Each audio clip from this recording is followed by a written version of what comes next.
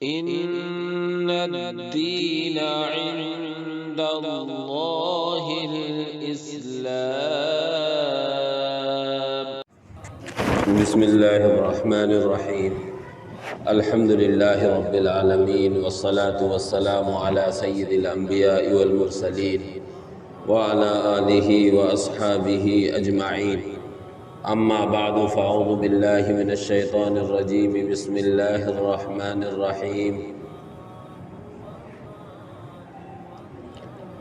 قال الله تبارك وتعالى: وَإِذْ بَوَّأْنَا لِإِبْرَاهِيمَ مَكَانَ الْبَيْتِ أَلَّا تُشْرِكْ بِي شَيْئًا وَطَهِّرْ بَيْتِيَ لِلطَّائِفِينَ وَالْعَاكِفِينَ وَالرُّكَّعِ السُّجُودِ.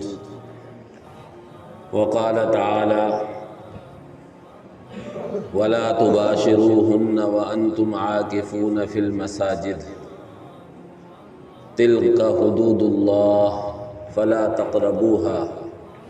صدق الله العلي العظيم. عن عائشة رضي الله عنها أنه كان رسول الله صلى الله عليه وسلم يعتكف العشر الأخيرة من رمضان. محترم بزرگوں، بھائیوں،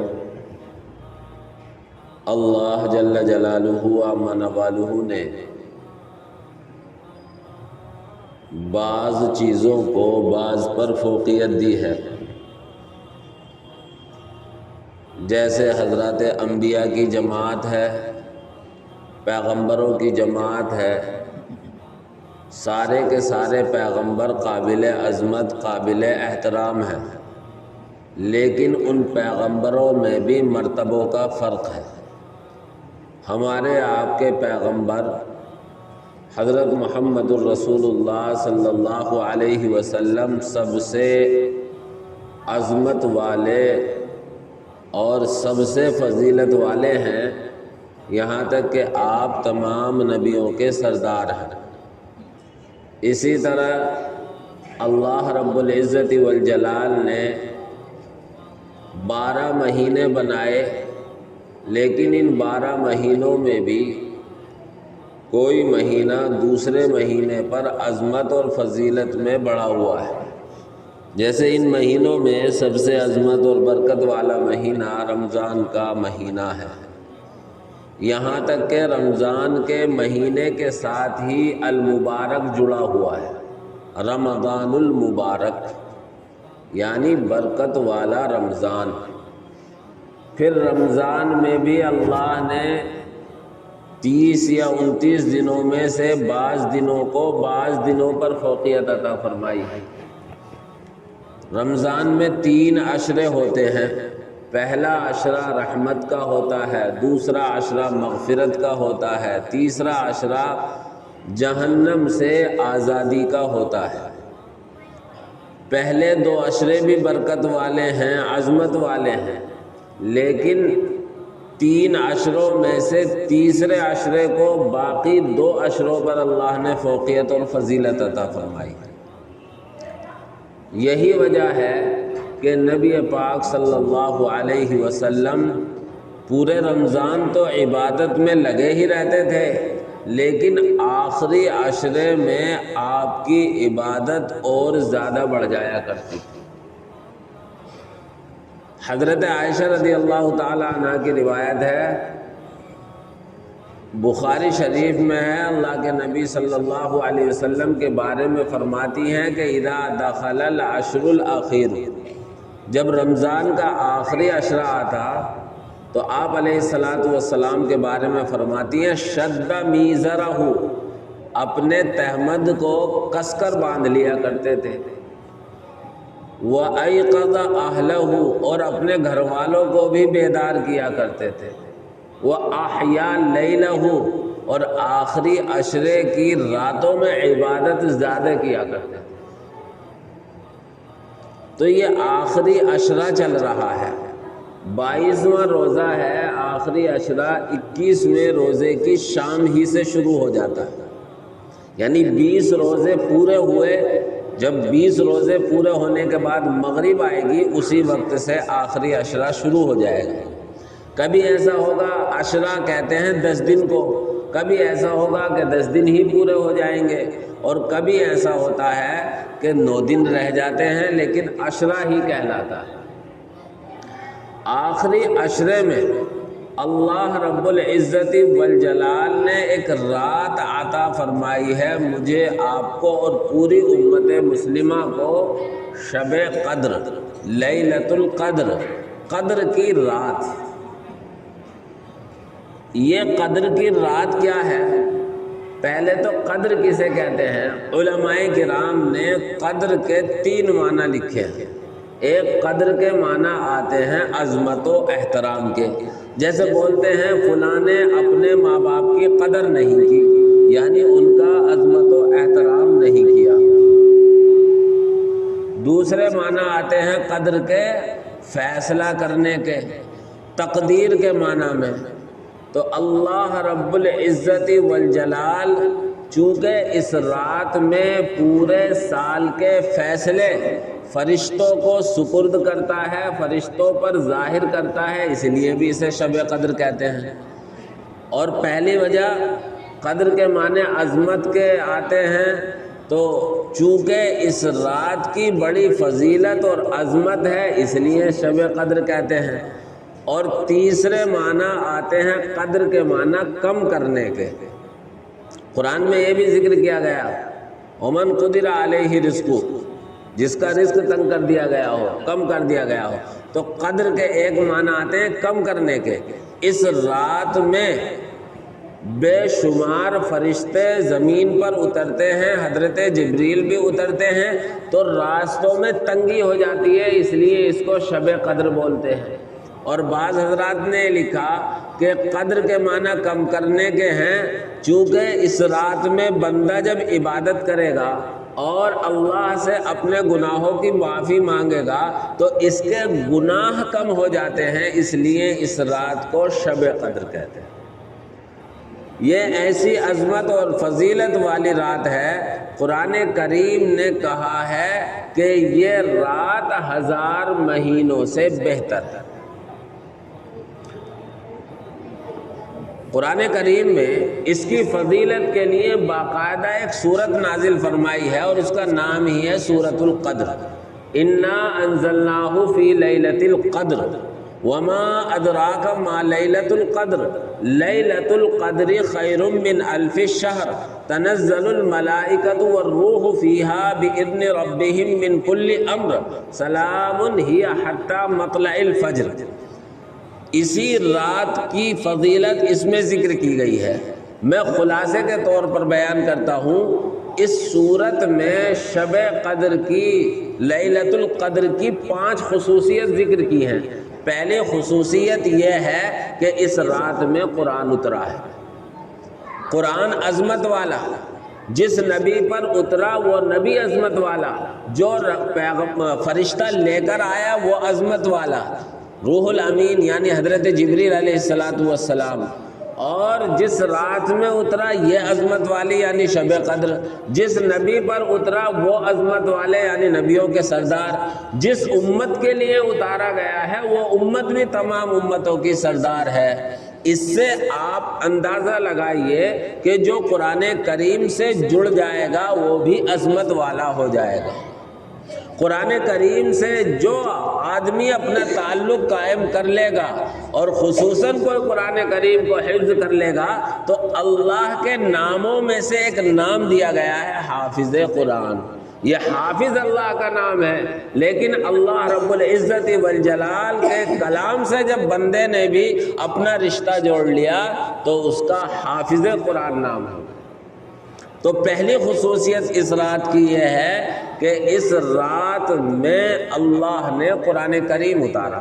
اب یہاں ایک بات ذہن میں آ سکتی ہے کہ قرآن تو 23 سال میں اترا ہے، آپ کیسے یہ کہہ رہے ہیں کہ اس رات میں اتارا ہے؟ تو یہ یاد رکھیں 2 مرتبہ قرآن کریم اتارا گیا ہے۔ ایک مرتبہ لوح محفوظ سے آسمان دنیا پر اتارا گیا ہے، یہ اس رات میں اتارا گیا ہے۔ اور دوسری مرتبہ جو قرآن اترا ہے وہ آسمان دنیا سے آپ صلی اللہ علیہ وسلم پر اترا ہے، یہ 23 سال میں اترا ہے۔ اس لیے جہاں جہاں لفظ انا انزلناہ کا آیا ہے قرآن میں، جو حافظ ہیں وہ سمجھتے ہیں انا انزلنا، جہاں انزلنا کا لفظ آیا ہے وہاں شب قدر میں اتارنا مراد ہے، اور جہاں نزلنا کا لفظ آیا ہے وَنَزَّلْنَاهُ تَنزِيلًا وہاں اللہ کے نبی صلی اللہ علیہ وسلم پر اتارنا مراد ہے۔ اس سے آپ حضرات کے بات سمجھ میں آ گئی ہوگی کہ قرآن کریم 2 مرتبہ اترا، پہلی مرتبہ لوح محفوظ سے آسمان دنیا پر شب قدر میں رمضان میں اترا، اور دوسری مرتبہ قرآن کریم نبی پاک صلی اللہ علیہ وسلم پر مختلف موقعوں پر مختلف زمانوں میں 23 سال میں اترا۔ یہ پہلی خصوصیت ہے اس رات کی۔ دوسری خصوصیت ارشاد فرمایا، آپ نے آگے فرمایا اللہ نے اس کی اہمیت اور عظمت کو بتلانے کے لیے وما ادراک ما لیلۃ القدر، آپ کو معلوم ہے شب قدر کیسی عظمت اور کیسی برکت والی رات ہے؟ پھر فرمایا لیلۃ القدر خیر من الف شہر، شب قدر 1000 مہینوں سے بہتر ہے۔ یعنی ایک طرف شب قدر کی عبادت اور ایک طرف 1000 مہینوں کی عبادت، 1000 مہینوں کی عبادت شب قدر کی عبادت کا مقابلہ نہیں کر سکتی۔ اتنا بڑا تحفہ ہمیں کیوں دیا گیا اس کا بھی ہمیں حدیثوں سے پتہ چلتا ہے۔ ایک مرتبہ اللہ کے نبی نے بنی اسرائیل کے چند نبیوں کا ذکر کیا جنہوں نے 80 سال اللہ کی عبادت کی، اور بھی دوسری روایتوں سے یہ پتہ چلتا ہے کہ بنی اسرائیل کے بہت سے لوگوں کا تذکرہ کیا جنہوں نے سالوں سال اللہ کی عبادت میں گزارا، اور امت محمدیہ کی عمریں 60-70 سال کے درمیان حضور نے بیان کی ہیں۔ تو صحابہ کو بڑا رشک آیا اور یہ بھی ہوا، حسرت ہوئی کہ ہم تو اس کام کو کر نہیں سکتے، ہماری تو عمریں بھی اتنی نہیں ہیں۔ تو اللہ رب العزت والجلال نے حضرت جبریل علیہ السلام کو اس صورت کو لے کر بھیجا نبی پاک صلی اللہ علیہ وسلم کے پاس، اور اس میں خبر دی گئی کہ اے امت محمدیہ تمہیں ایک رات ایسی دی جا رہی ہے کہ اگر تم نے اس رات میں محنت اور کوشش کر لی، عبادت کر لی، تو تم پہلی امتوں سے عبادت اور ثواب میں آگے بڑھ جاؤ۔ اس لیے اللہ نے یہ تحفہ عطا کیا۔ تو دوسری خصوصیت اس کی یہ ہے کہ 1000 مہینوں سے بہتر یہ رات ہے، یعنی 1000 مہینوں کی عبادتیں ایک طرف اور اس رات کی عبادت ایک طرف۔ تیسری خصوصیت یہ ہے کہ اس رات میں فرشتے بکثرت اترتے ہیں۔ حضرت جبریل علیہ السلام خود تشریف لاتے ہیں، اور ایک روایت کے مطابق حضرت جبریل کے ساتھ 70,000 فرشتے چلتے ہیں، اور پورے دنیا میں یہ پھیل جاتے ہیں۔ کوئی عبادت کرنے والا، ذکر کرنے والا، تلاوت کرنے والا، اللہ سے معافی مانگنے والا، جو بھی ملتا ہے اس سے مصافحہ کرتے ہیں اور اس کی دعاؤں پر آمین کہتے ہیں۔ چوتھی خصوصیت یہ ہے کہ سال بھر کے جو اللہ بندوں کے لیے فیصلے طے کیے ہوئے ہیں وہ فیصلے فرشتوں کو سونپ دیے جاتے ہیں۔ 25ویں پارے میں سورت ہے انا انزلناہ فی لیلۃ مبارکۃ انا کنا منذرین فیہا یفرق کل امر حکیم، اس میں یہی بیان کیا گیا۔ آپ حضرات نے سنا ہوگا اور یہ مشہور ہے کہ شب برات میں لوگوں کے پرچے نکل جاتے ہیں، اس کے بارے میں اتنی مضبوط بات نہیں ہے جتنی اس رات کے بارے میں ہے، یعنی شب قدر کے بارے میں۔ میں نے کئی مرتبہ یہ بیان کیا ہے کہ راتوں میں جو عبادت والی رات ہیں ان میں سب سے مضبوط رات یہی شب قدر ہے۔ تو اصل فیصلے فرشتوں کے اس رات میں سونپے جاتے ہیں۔ یہ چوتھی خصوصیت ہے اس کی۔ اور 5ویں خصوصیت اس کی یہ ہے کہ یہ رات پوری کی پوری اللہ کی طرف سے سلامتی والی ہوتی ہے، رحمت والی ہوتی ہے، اس میں سلامتی ہی سلامتی اللہ کی طرف سے ہوتی ہے۔ اب اسی فضیلت اور اسی خصوصیت کو حاصل کرنے کے لیے خود نبی پاک صلی اللہ علیہ وسلم بھی اور آپ کے صحابہ بھی آخر عشرے کا اعتکاف فرمایا کرتے تھے۔ اعتکاف کیا ہے؟ اعتکاف ہے سال بھر آدمی دنیا کے جھمیلوں میں رہتا ہے، اللہ سے محبت میں وہ لگاؤ اور تعلق نہیں ہوتا جو اللہ کے لیے اپنا 10 دن کے لیے گھر بار بیوی بچے سب چھوڑ کر مسجد میں آ کر بیٹھ جائے اور اللہ ہی اللہ کرتا رہے۔ تو تعلق در حقیقت اللہ کی محبت کو مضبوط کرنے کا ایک راستہ ہے، یہاں تک کہ بزرگوں نے لکھا ہے محبت کے 5 درجے ہیں۔ پہلا درجہ تو محبت کا یہ ہے کہ محبوب کی گلیوں کے چکر لگائے۔ جب کسی سے محبت ہو جاتی ہے تو اس کی گلی کے دیکھنے میں بھی مزہ آتا ہے، اس کے متعلق کسی چیز کو دیکھنے میں بھی مزہ آتا ہے۔ میں یہ ایک جھوٹی محبت کے ذریعے اللہ کی محبت سمجھانا چاہ رہا ہوں۔ آدمی جھوٹی محبت میں جان دینے کے لیے وعدے کرتا ہے، جب گلیوں کے چکر لگاتا ہے۔ اللہ نے اپنی محبت کا اظہار نماز میں کیا، 5 وقت اپنے گھر کے چکر لگوائے، جیسے محبوب کے گھر کے چکر لگاتے ہیں۔ 5 مرتبہ نماز فرض کی کہ لگاؤ میرے گھر کے چکر، مجھ سے محبت ہے۔ دوسرا درجہ، جب محبت ہوتی ہے کسی سے تو اس پر مال خرچ کرتا آدمی، اور آدمی اپنے گھر تباہ کر لیتا ہے اس جھوٹی محبت میں۔ اللہ نے اپنی محبت میں مال خرچ کرایا، سال بھر میں 2.5% زکوٰۃ دو، جب عید کا چاند نظر آ جائے تو صدقۃ الفطر ادا کرو۔ یہ محبت میں مال خرچ کیا جا رہا ہے۔ تیسرا، محبت کا درجہ یہ ہے کہ ہر وقت آدمی اپنے محبوب کے گن گاتا رہے اور محبوب کے لیے کھانا پینا سب کچھ چھوڑ دے۔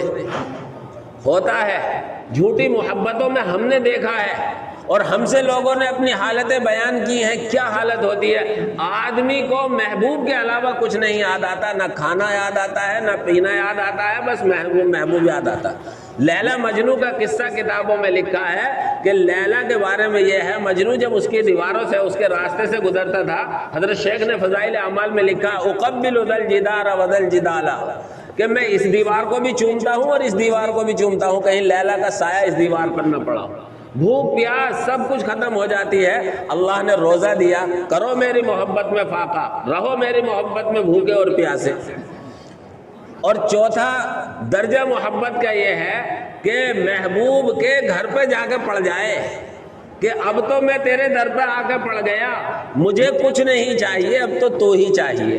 اللہ نے، اللہ کے نبی نے محبوب کو حاصل کرنے کے لیے یہ اعتکاف سنت فرمایا کہ آ جاؤ اللہ کے گھر کی چوکھٹ پر پڑ جاؤ، اللہ کے قدموں میں اپنا سر ڈال دو کہ اب تو ہی ہے۔ ہر تمنا دل سے رخصت ہو گئی، ہر تمنا دل سے رخصت ہو گئی، اب تو آ جا، اب تو خلوت ہو گئی۔ یعنی اعتکاف کرنے والا یہ کہتا ہے اللہ میں نے بیوی بچے، گھر بار، کاروبار سب کچھ پیچھے چھوڑ دیا، اب تو تیرے در پہ آ کے تنہا تیرے لیے آ گیا، اب تو راضی ہو جا، یقیناً اللہ بھی راضی ہوگا۔ تو یہ چوتھا درجہ ہے محبت کا، اور 5واں درجہ اور آخری درجہ محبت کا یہ ہوتا ہے کہ جب محبوب کی محبت میں عاشق مگن ہو جاتا ہے تو اسے نہ کپڑوں کا پتہ رہتا ہے، اس کے پتہ نہیں ننگا بدن ہے، بال بکھرے ہوئے ہیں، ننگے پیر ہے، کوئی اسے عطا پتہ نہیں رہتا۔ یہ آخری درجے کا عشق اور محبت ہوتی ہے۔ اللہ نے اس عشق و محبت کو حج میں رکھا ہے۔ دیکھیے ترتیب، سب سے پہلے محبت کے لیے گھر در و دیوار کے چکر، گلیوں کے چکر لگا رہے ہیں تو نماز کے چکر لگوائے اپنے گھر کے۔ اسی لیے کہا کہ مسجد کے پڑوسی کی تو نماز مسجد گھر میں ہوتی ہی نہیں ہے۔ تو پہلا درجہ، پہلی منزل یہ ہوئی۔ دوسرا درجہ یہ ہوا کہ محبت میں مال خرچ کرو۔ تیسرا درجہ یہ ہوا کہ محبت میں بھوکے پیاسے رہو۔ چوتھا درجہ یہ ہوا کہ محبوب کی چوکھٹ پر آ کر پڑھو۔ نماز آیا، پھر زکوٰۃ آئی، پھر روزہ آیا، پھر اعتکاف آیا، اب عید الفطر ہو گئی، تو اب محبت کی انتہا کو پہنچو تو اس کے بعد بقرعید کے موقع پر حج فرض فرمایا اللہ تبارک و تعالیٰ نے۔ اور حج میں جیسے ایک مجنو، ایک عاشق اپنے معشوق کے لیے اپنے کپڑوں کا خیال نہیں رکھتا، اپنے بالوں کا خیال نہیں رکھتا، سچی محبت والوں کا یہی حال ہوتا ہے۔